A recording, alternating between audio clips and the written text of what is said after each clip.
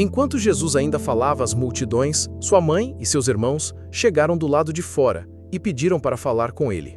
Alguém então interrompe e diz: "Tua mãe e teus irmãos estão lá fora e querem falar contigo."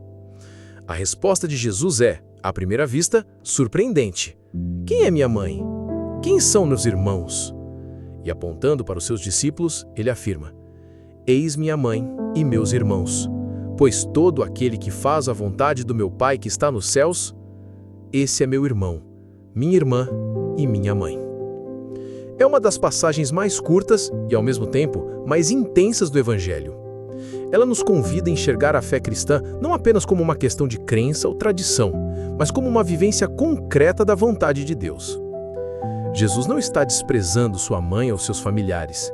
Ele não rejeita Maria, nem rompe com os vínculos humanos. Pelo contrário, é a partir desse vínculo humano que ele revela uma dimensão espiritual muito mais abrangente. Ele não reduz o valor da família, mas redefine o que é pertencer a uma verdadeira família à luz do reino de Deus. A cena se passa em meio à pregação. Jesus está envolvido em sua missão, ensinando as multidões, curando, libertando, anunciando a chegada do reino. A interrupção que vem do lado de fora traz uma tensão. O que é mais importante naquele momento? O chamado da família biológica ou a missão que o Pai o confiou? E Jesus, sem hesitação, reafirma seu compromisso absoluto com o Pai. Mais do que isso, ele nos ensina que a verdadeira intimidade com ele nasce da obediência, da escuta, da prática da vontade divina. A pergunta que Jesus faz: "Quem é minha mãe? Quem são meus irmãos?" não é uma negação dos laços familiares, mas uma provocação ao coração humano. Ele não exclui ninguém, mas amplia a possibilidade de pertencer à sua família.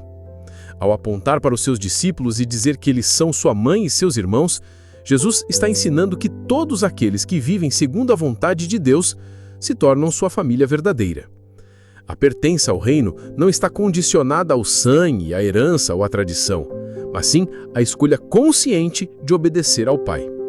E essa é uma mensagem profundamente inclusiva. Diante dessa palavra, caem por terra todas as barreiras de exclusão sociais, étnicas, culturais ou até religiosas. Qualquer pessoa pode ser considerada irmão ou irmã de Jesus, desde que se disponha a fazer a vontade de Deus. Não importa sua origem, seu passado, sua situação atual. O critério é claro e acessível a todos: viver em comunhão com a vontade do Pai. E essa vontade, revelada nas palavras e atitudes de Jesus, passa pelo amor, pela justiça, pela misericórdia, pela fidelidade e pela verdade. Há também aqui um convite ao discernimento. Muitas vezes na vida espiritual confundimos presença com pertença.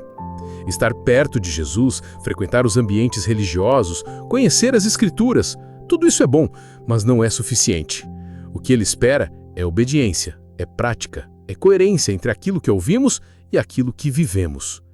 É possível estar dentro da casa e ainda assim não ser família.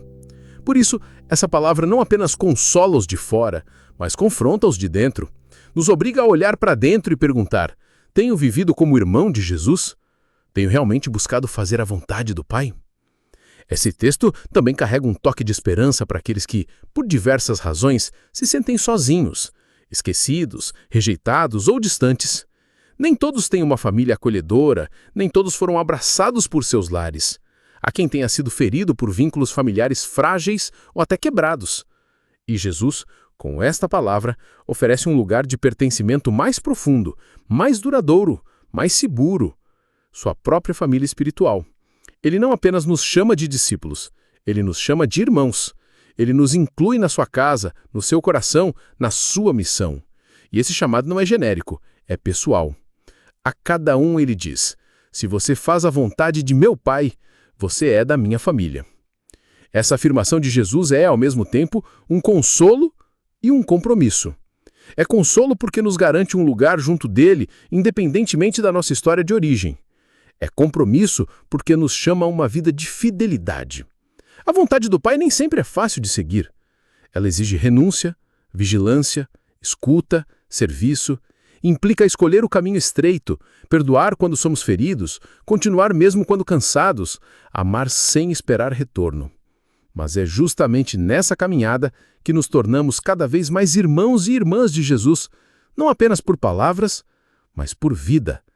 Maria, sua mãe, é a primeira a viver isso de maneira plena. Ela não é apenas sua mãe biológica, ela é, mais do que ninguém, aquela que fez a vontade do Pai, do anúncio do anjo até a cruz. Por isso, Maria continua sendo o exemplo perfeito do que significa pertencer à família de Jesus. Alguém que escuta, guarda, obedece, ama e permanece. A presença dela nesse episódio, mesmo que discreta, reforça essa verdade. Ela não é excluída da nova família espiritual. Ela é a sua primeira integrante. Mas sua grandeza está não só em ter gerado o Salvador, mas também em ter vivido do começo ao fim a vontade de Deus. Esta palavra de Jesus, portanto, não é um corte com a família, mas uma redefinição. Ele nos mostra que a comunidade dos que seguem a vontade do Pai é a sua verdadeira casa. Isso deve transformar a maneira como nos olhamos, uns para os outros. Os que caminham conosco na fé, os que lutam, choram, pregam, trabalham pela justiça e pelo bem, todos esses são nossos irmãos. Não estamos sozinhos. Na jornada, somos parte de uma grande família espiritual, unida não por conveniência, mas por obediência ao mesmo Pai.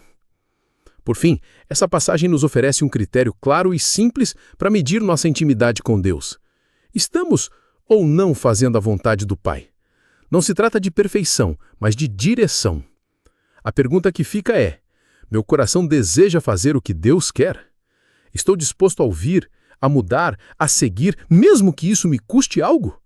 Se a resposta for sim, mesmo que envolva quedas, lutas, recomeços, então estamos no caminho certo.